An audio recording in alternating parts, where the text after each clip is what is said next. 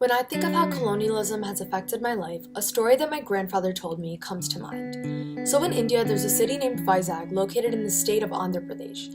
It had been controlled by the British for a very long time since they were still colonizing India when this all happened in 1942. So during World War II, my great grandfather lived in Vizag and he had his own medical practice there. Because of British colonization and Vizag being a naval stronghold, the port was a major target for the Japanese during World War II. Their first attempt to bomb Vizag was unsuccessful, but once the people of Vizag found out about the Japanese intentions, almost overnight everyone fled the city, including my great-grandfather. He took the first train out of the station, and he knew a distant relative in a small village named Parvatipura. He decided to bring his family there, including my grandfather, who was only 3 years old at the time. If not for the British colonizing India, my great-grandfather would have never had to leave his home and set up a new life in another place like he did, because of the dangers of being bombed. Originally, he was supposed to stay in the town for only one night, but he actually ended up staying there for generations to come, and my grandparents still live there to this day. If not for the effects of colonialism on India and in this specific situation, my family history would have been completely different from what it's like now. Colonialism has affected every aspect of my life, from the way I dress to the way I speak, and to ultimately my drive for money and power. The way I dress is very simple. You can't walk into any environment without being dressed appropriately, but more importantly, we have to realize that it's not by what I believe to be appropriate, but by society or white American society deems appropriate in order for me to just be treated as an equal and given respect. And even then, that might not be given just because of my background and color of my skin. For these same reasons, it is also why I can't walk into any situation speaking my native tongue, because of the sole fact that I fear that the person who might be hiring me or the person who's willing to give me a job opportunity may have a negative connotation of Hispanics in general, and me speaking my native tongue might rub them the wrong way, even though I'm just as qualified as all my peers. And ultimately, this is just a struggle for power and money so that one day I can just live my own life the way I want to live it. I always used to think that the main reason why I decided to pursue a higher education was my parents. My parents came to the US in search of the American dream. They wanted better jobs, they wanted more opportunities in order to help support their family back in Mexico.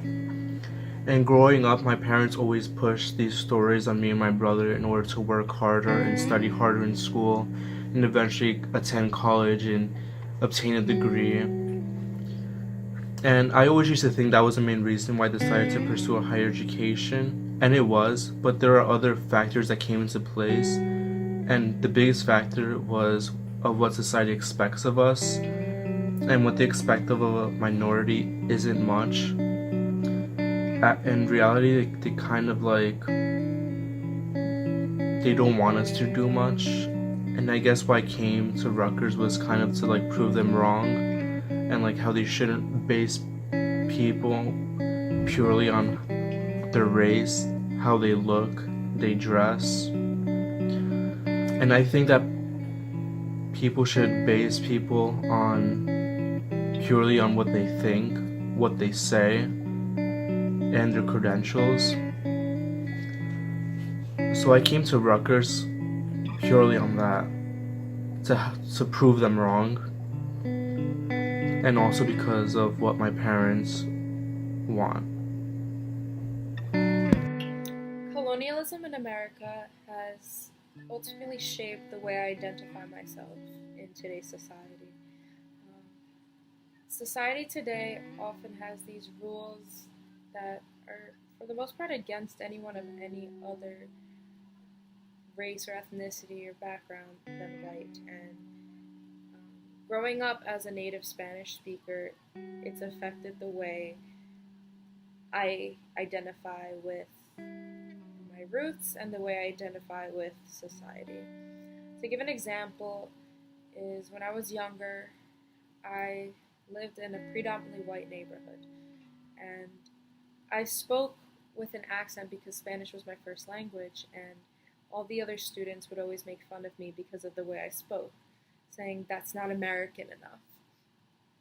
And growing up learning that America is the great melting pot and that, everyone in America is different, which is what makes it special, I never quite understood why I was always outcasted for the way I spoke.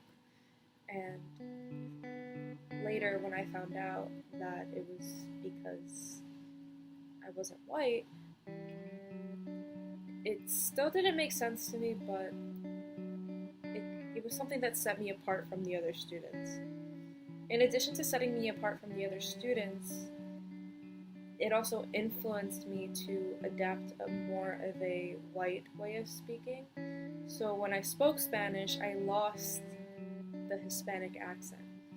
So when I would speak to my family back in Puerto Rico, they would always kind of poke fun at me because I didn't speak Spanish the way they did, which affected the way I identify as a Latina, because I felt that I wasn't allowed to identify with my Hispanic roots the way others were.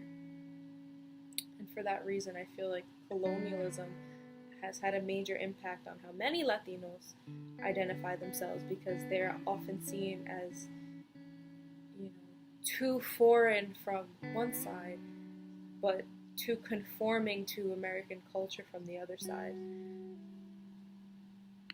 Hey, so I'm here with my friend Cam, and we're going to be talking about how colonialism has affected our lives.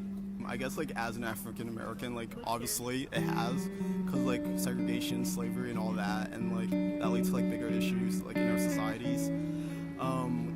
So what kind of bigger issues do you think? Obviously racism and stereotypes and all that.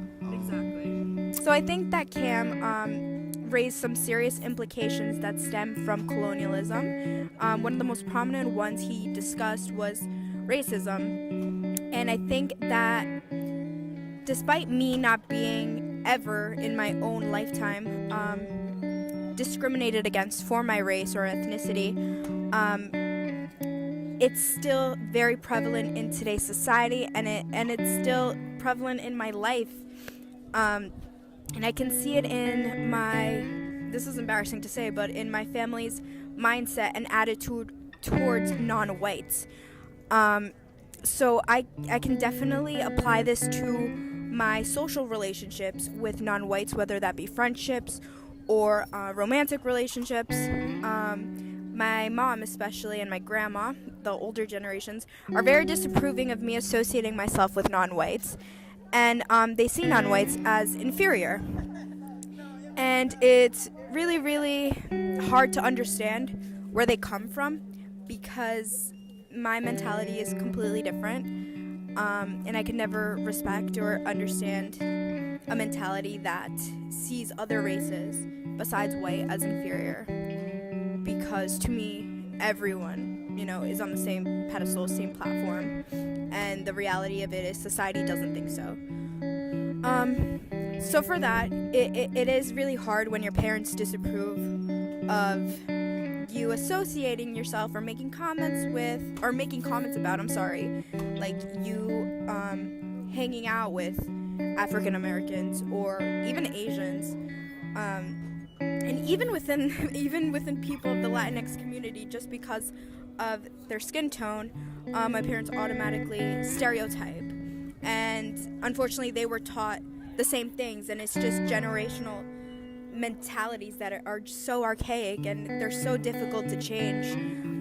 But they definitely have to be changed, because I don't want a future that upholds that kind of mentality, because we're not going to make any progress with that.